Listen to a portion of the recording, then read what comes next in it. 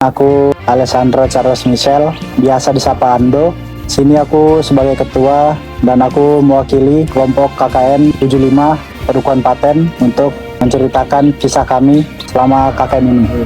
Berapa lama KKN di sini? Sebulan, dari tanggal 1 sampai 30 dan sekarang tanggal 27. Udah mau selesai berarti ya? Udah loh, dikit lagi.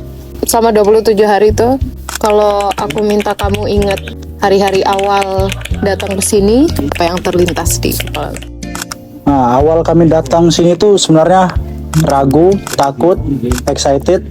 10 orang dari latar belakang yang beda datang ke tempat baru, berbaur, beradaptasi di sini, rasa campur aduk.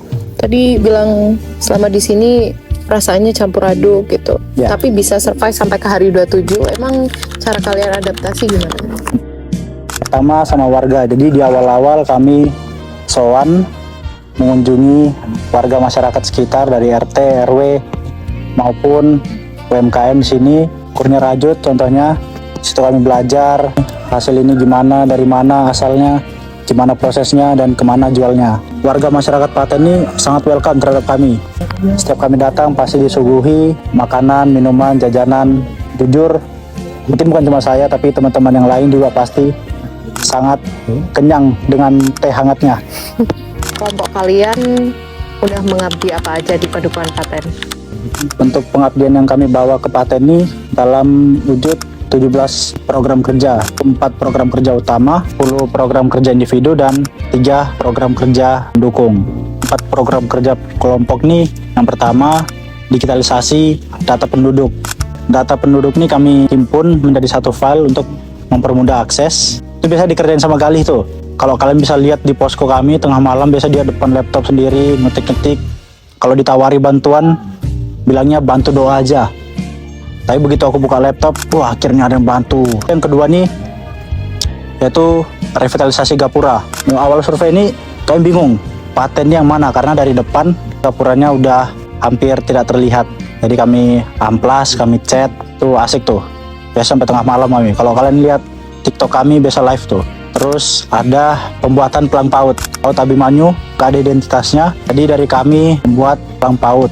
Persiapannya itu kami datang ke PAUD-nya, kenalan, dan bermain juga interaksi sama anak-anaknya, senam, dan lain-lain. Proker terakhir ini kami buat pelang jalan sama struktural kepengurusan makam. Pemasangannya ini bertepatan sama kerja bakti kelompok tengah.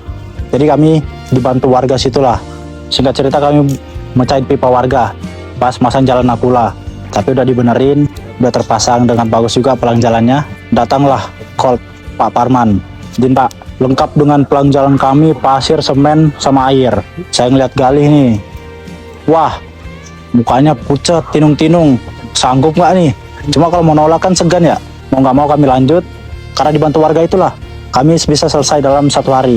Tadi baru 4 ya? Proker utama ya? Ya, Untuk proker individu tiap anggotanya gimana? sama saya sendiri itu pengadaan pojok baca, TPA Likma. Kegiatannya itu ada lomba mewarnai, terus kita nonton film, sama penyerahan rak buku dan buku mewarnai. Lalu ada proker yang dilaksanakan di SD Asam Cili, antara lain 3, yaitu proker Desta, Nafiza, sama Naila. Desta sama Nafiza nih bareng, yaitu literasi keuangan. Ada juga kayak demonstrasi buat menghias celengan supaya anak-anak nih semangat sama konsisten nabungnya. Terus ada juga prokernya Naila, yaitu menanam menggunakan botol plastik supaya mereka ini tahu kalau botol plastik yang biasa sering banget dibuang nih ternyata bisa bermanfaat buat wadah tanaman. Nah, terus dari kelompok kami itu ada 3 program kerja yang kolaborasi bersama PKK. Pertama tuh ada program kerja Nana. Nana ini fokusnya di pemanfaatan minyak jelantah menjadi lilin aromaterapi. Jadi sebenarnya tuh kayak gimana caranya limbah nih bisa diolah menjadi sesuatu yang memiliki nilai ekonomis. Lalu ada juga program kerja kami lain di tingkat kelurahan, yaitu sosialisasi judol, pinjol, dan AI. Jelasin bahayanya judol dan yang itu bisa merembet ke pinjol. Lalu gimana sebaiknya pemanfaatan AI ini digunakan untuk kepentingan positif. Lalu ada program kerjanya Gali, digitalisasi UMKM, di mana UMKM tuh dihimpun lalu dimasukkan ke dalam satu website. Jadi masyarakat luas nih bisa lihat di mana lokasinya, informasi katalog bisa diakses melalui website tersebut. Program kerja lainnya ini punya Arina, itu dia membuat peta administrasi dan fasilitas umum antara lain masjid, batas antara RT, batas wilayah padukuhan, terus makam, SD Semcili, TK Likma dan PAUD Abimanyu juga bakal masuk situ. Lalu ada program kerjanya Rila, yaitu pembuatan briket dari sekam padi.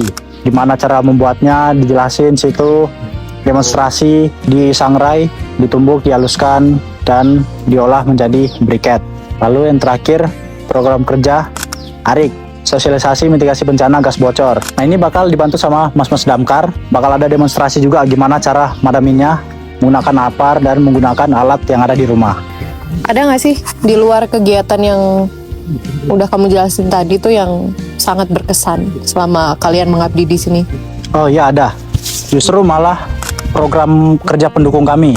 Melalui program kerja pendukung kami itu kami paling berbaur dengan warga masyarakat. Yang pertama itu ada pendampingan posyandu untuk balita dan lansia. Itu dari pagi kami banyak berbaur dengan masyarakat, baik itu balita, ibu-ibu, dan bahkan lansia. Lalu ada program kerja pendampingan TPA. TPA ini ada 2 di Paten. Pertama Ijabah, lalu Alikma. Itu anak-anaknya lumayan aktif, interaktif juga, dan senang untuk berbaur dengan kami. Lalu ada itu kerja bakti. Kerja bakti ini kami berbaur dengan warga masyarakat dan di situ kami benar-benar dibantu, terutama dalam pemasangan pelang jalan. Itu kami benar-benar terbantu banget oleh warga masyarakat. Lumayan juga ya. 27 hari tinggal di sini, ngelakuin 17 program kerja itu, apa pelajaran terbesar yang kamu pelajarin? Pada saat tinggal di sini kami prihatin, kami belajar adaptasi dengan segala keterbatasan dan hidup 10 orang kami adaptasi gimana selama 1 bulan ini keberjalanannya lancar. Yang penting juga yaitu bersosialisasi dengan masyarakat sekitar. Jujur, masyarakat ini banyak banget membantu kami di sini, terutama yang memasang pelang tersebut. Kami nggak kebayang kalau misalnya dari kami sendiri yang mengerjakan, entah itu dari ngaduk semennya, dari ngangkat pelangnya, itu pasti bakal capek banget dan nggak cukup untuk waktu 1 hari. Terakhir, setelah mengabdi di Paten sama 1 bulan, hidup bersama dengan anggota kelompokmu dan warga sekitar, apa pesan yang pengen kamu sampaikan ke mereka? Pertama buat warga masyarakat Paten, pastinya kami ingin sampaikan itu terima kasih yang sebesar-besarnya atas dukungan, restu, doa, serta partisipasi masyarakat terhadap program kerja yang kami bawakan. Masyarakat banyak membantu kami dan kami ingin mengucapkan maaf yang sebesar-besarnya juga apabila ada ucapan, tingkah laku kami, lisan maupun tulisan, apapun yang kami lakukan yang kurang berkenan di hati masyarakat. Saya sebagai ketua ingin sampaikan kepada anggota-anggota, mulai dari persiapan sebelum kita berangkat KKN hingga saat ini, saya ingin mengucapkan terima kasih yang sebesar-besarnya. Terima kasih sudah mempercayai saya sebagai ketua, lalu mendukung saya selama keberjalanan maupun selama masa persiapan. Saya banyak belajar dari kalian selama hidup di sini, adaptasi, saling tolong-menolong, saling kompromi, meninggalkan kenyamanan masing-masing demi kenyamanan kita bersama di sini.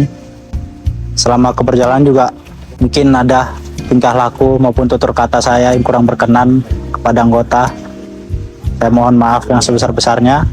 Setelah dari sini, saya harap kita bisa kembali seperti teman yang sudah memiliki ikatan yang cukup kuat selama di sini. Jadi kalau kita ketemu, bertegur sapa aja, gak usah kayak orang apa kali.